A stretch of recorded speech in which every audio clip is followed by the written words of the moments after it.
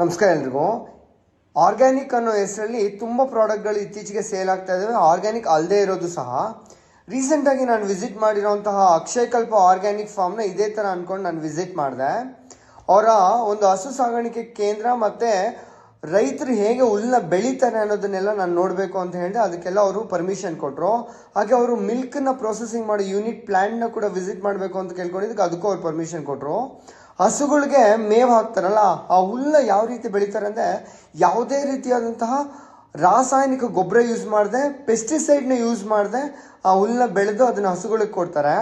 ಹಾಗೆ ಹಸುಗಳಿಗೆ ಯಾವುದೇ ರೀತಿಯಾದ ಆ್ಯಂಟಿಬಯೋಟಿಕ್ಸ್ ಕೊಡೋದಿಲ್ಲ. ನೀವು ಕೇಳ್ಬೋದು ಹೇಗೆ ಅದು ಗೊತ್ತಾಗುತ್ತೆ ಅಂತ. ಅವರಲ್ಲಿ 7 ರೀತಿಯ ಟೆಸ್ಟ್ಗಳನ್ನ ಮಾಡ್ತವೆ. ಅದರಲ್ಲಿ ಒಂದು ಆ್ಯಂಟಿಬಯೋಟಿಕ್ ಟೆಸ್ಟ್ ಕೂಡ ಮಾಡ್ತಾರೆ.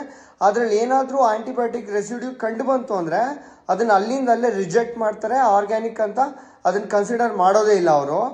ಮತ್ತು ಹೈಜೀನ್ ಅಂತ ನೀವು ನೋಡ್ಬೋದು ಆ ಪ್ಲ್ಯಾಂಟಲ್ಲಿ ಹೇಗಿದೆ ಅಂತ ಹೇಳಿದ್ರೆ ವಿಶ್ವ ದರ್ಜೆಯಲ್ಲಿದೆ. ವಿಶ್ವ ದರ್ಜೆಯ ಒಂದು ಹೈಜೀನ ಮೇಂಟೈನ್ ಮಾಡಿ ಕೆಮಿಕಲ್ ಲ್ಯಾಬಲ್ಲಿ ಎಲ್ಲ ರೀತಿಯ ಟೆಸ್ಟ್ ಮಾಡ್ತಾರೆ. ಯಾರು ಬೇಕಾದರೂ ಇದನ್ನು ವಿಸಿಟ್ ಮಾಡಿ ಈ ಆರ್ಗ್ಯಾನಿಕ್ ಫಾರ್ಮ್ನ ಹೇಗೆ ಮಾಡ್ತಿದ್ದಾರೆ ಅಂತ ನೀವು ಕಣ್ಣಾರೆ ನೋಡ್ಬೋದು. ಮತ್ತು ಅಕ್ಷಯಕಲ್ಪ ಅವ್ರ ಹತ್ರ ಆರ್ಗ್ಯಾನಿಕ್ ಮಿಲ್ಕ್ ಅಂತ ಹೇಳ್ಬಿಟ್ಟು ಸರ್ಟಿಫಿಕೇಟ್ ಕೂಡ ಇದೆ.